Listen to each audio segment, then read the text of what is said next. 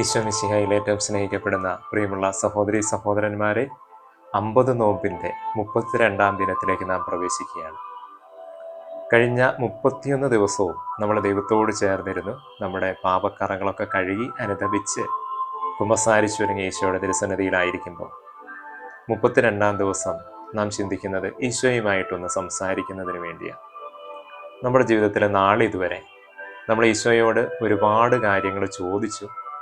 കർത്താവേ, എനിക്കതില്ല, ജോലിയില്ല, പ്രതിസന്ധിയാണ്, ബുദ്ധിമുട്ടാണ്, രോഗങ്ങളാണ്, മറ്റ് നമ്മുടെ ഒരുപാട് ബുദ്ധിമുട്ടുകളൊക്കെ പറഞ്ഞ് ഈശോയോട് നമ്മൾ സംസാരിച്ചു.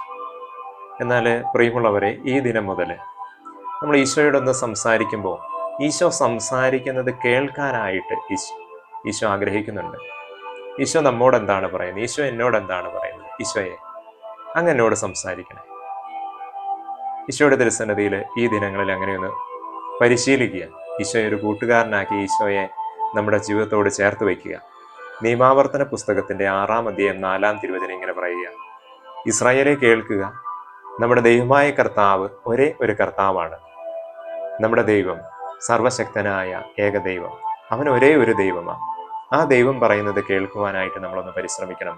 എസെക്കിയേൽ പ്രവാചകന്റെ പുസ്തകം 3-ാം അധ്യായം 10-ാം തിരുവചനത്തിൽ ഇങ്ങനെ പറയുന്നുണ്ട്: മനുഷ്യപുത്ര, ഞാൻ നിന്നോട് പറയുന്ന വാക്കുകൾ ചെവി തുറന്ന് കേൾക്കുകയും ഹൃദയത്തിൽ സൂക്ഷിക്കുകയും ചെയ്യുക. പ്രിയമുള്ളവരെ, ദൈവം പറയുന്ന വാക്കുകൾ, അല്ലെങ്കിൽ നമ്മൾ വിശുദ്ധ ഗ്രന്ഥം, വിശുദ്ധ ബൈബിളിൽ ഈശോ പറഞ്ഞ, ദൈവം പറഞ്ഞ പ്രവാചകന്മാരിലൂടെ അരുളി ചെയ്ത വാക്കുകളുണ്ട്. യോഹന്നാൻ 1:1 നമുക്കറിയാം: ആദിയിൽ ഉണ്ടായിരുന്ന വചനം, ആദിയിൽ വചനമുണ്ടായിരുന്നു, വചനം ദൈവമായിരുന്നു, ദൈവമായിരുന്ന ആ വചനം രേഖപ്പെടുത്തപ്പെട്ട വിശുദ്ധ ഗ്രന്ഥം. അപ്പോൾ ആ വിശുദ്ധ ഗ്രന്ഥത്തിൽ എഴുതിയിരിക്കുന്നതെല്ലാം സംഭവിച്ചതും സംഭവിച്ചുകൊണ്ടിരിക്കുന്നതും സംഭവിക്കാനിരിക്കുന്നതുമായ സത്യങ്ങളാണ്. അപ്പോൾ അത് വചനമാണെന്ന് നമുക്കറിയാം, ദൈവമാണ് എന്ന് നമുക്കറിയാം.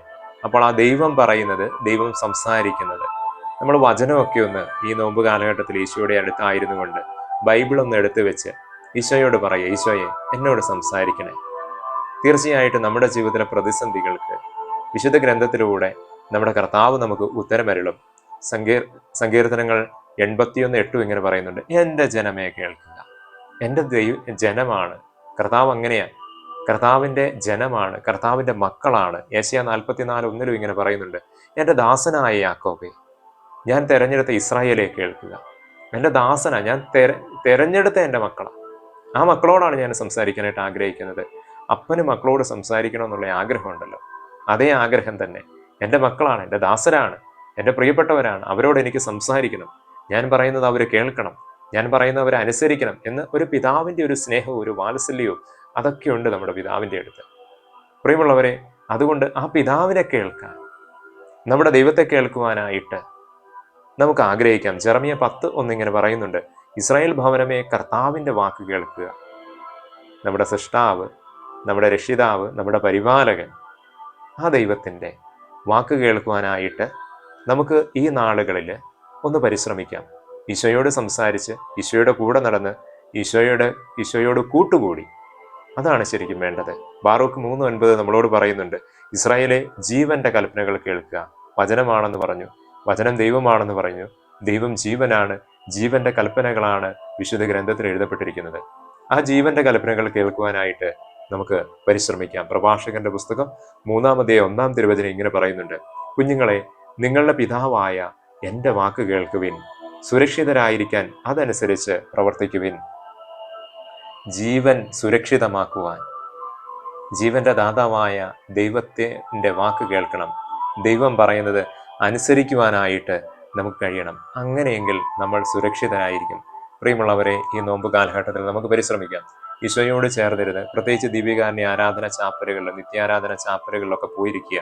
ബൈബിളൊക്കെ വെച്ച് ഈശോയുടെ അടുത്തിരുന്ന് പറയുക: ഈശോ, എന്നോടൊന്ന് സംസാരിക്കണം. ഈശോയെ, ഒരുപാട് വേദനകളും ബുദ്ധിമുട്ടുകളും ഒക്കെ ഉണ്ട്. ഇതെല്ലാം കർത്താവെ അങ്ങ് കാണുന്നുണ്ട്, അറിയുന്നുണ്ട്. കർത്താവെ, അങ്ങ് എന്നോട് സംസാരിക്കണമേ, അങ്ങ് എനിക്കൊരു ഉത്തരം തരണമേ. അങ്ങനെ ഈശോയോട് സംസാരിക്കുന്ന ഒരു ശീലം ഉണ്ടാക്കിയെടുക്കാനായിട്ട് ഈ നോമ്പ് കാലഘട്ടത്തിൽ പരിശ്രമിക്കുക.